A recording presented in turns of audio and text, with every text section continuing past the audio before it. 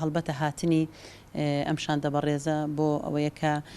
لە بەرامبەر ئەو داگیرکاری کە هەیە لە بەرامبەر ئەو ڕۆژەی کە ڕوبەڕووی ژنانی کورد ئەبێتەوە بە تایبەتی تر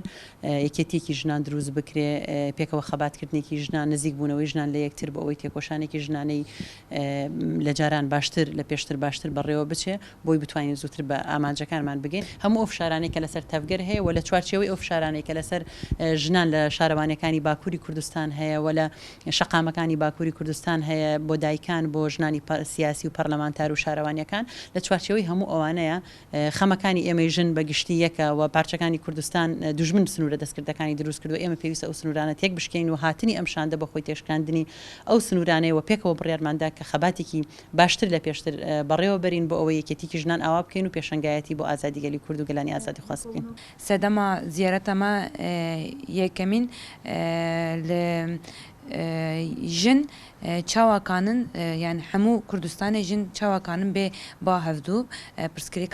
پرسکرێکە خۆ هەورە چارەسەر بکەن و یەکتیا ژنا ئەم چاواکانن ئاوا بکەن یەک ئەوە یا دوودا داگیرکاریە ئانها باشووری کوردستانی هەیە ئەوە یا سیاژی ئانها جوزانن مەخمورێ ئەمبارگۆ سەر مەخمورەیە ji bo vê ambargoyê jin seknaxwe çawakanin dînin ortê û saziyên jin seknaxwe ew çawa nîşan bide ew çi dibe bila bibe li wir gel hene li Maxmûrê gel hene gelê ê penaber hene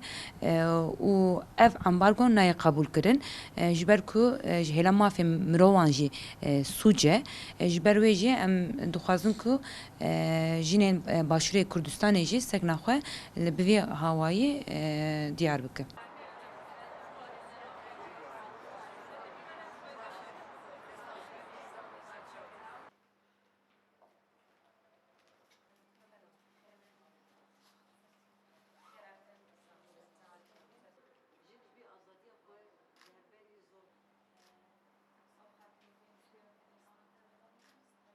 ji bo îtifaqa jinên Kurd bi hev re pêkhat û destkeftê hevdû biparêzin nîqaş bikin ji bo pêşeroja yekîtiya jinên Kurd û heman demê jî bibe wesîla yekîtiya gelê Kurd hewldanên me hevdîtinê me berdewam dikin di nava hevdîtinên me de mijarên sereke hûn dizanin bi taybetî jî dagirkariya li ser etnîgayiya Kurdistanê û heman demê jî ev êrîşên ku ji hêla kesên serdestên ku li ser vîna gelê Kurd li her çar parçê Kurdistanê ku hizb û îrada gelê Kurd tehemil nakin nanas nakin em wek jin dikarin di pêşiya vê dagirkeriyê pêşiya vê dubendiya belavbûna hizbên gelê Kurd çawa bigirin hevre nîqaş bikin û demek lezgînî jî va amborgeke li derdorê kampê Maxmûr mixabin heye gelê me hûn dizanin ji zulm û zordariya rêveberiya serdest li Tirkiyeyê xwespirandibû başûr ser de hezaran mirovên me îro nişteciyên Maxmûrê jiyana wan rewşeket awarta daye ew parçekirina belavkirina vê ambargoyê em weke jinên Kurd dikarin bi hev re çi bikin ser va xala em hatine cem hevdû İnşallah li dahatûyekî nîzik de serdaniyan dekin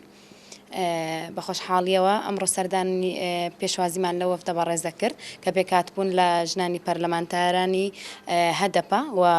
ژنەی سەرۆک شارەوانی هی باکووری کوردستان دەربارەی پرسیژن چەند بابەتێکمان تاوتوێ کرد و ئینشەڵڵا لە گفتوگۆی و پەیوەندی بەردەوامدا دەبین بەڵێ ئێمە گرنگی بە سەرجەم پەیوەندیەکان دێن لەگەڵ لایەنە سیاسیەکان ئێمە لە مەجالێکی سیاسی بەرفراواندا کار دەکەین پەیوەندی بە گرنگێکی زۆر بە پەیوەندی دیبلۆماسیەکان دەدەین و بەتایبەتی ئەوانەی کە پرسیژنیان بەلاوە گرنگە ئێمە وەکو جوڵانەوەی نوێنیە کە پرسیژن پرسێکی گرنگە بەلامانەوە زۆر گرنگی بەوە دەدەین و هەماهەنگێکی باش دەبێت لە نێوانماندا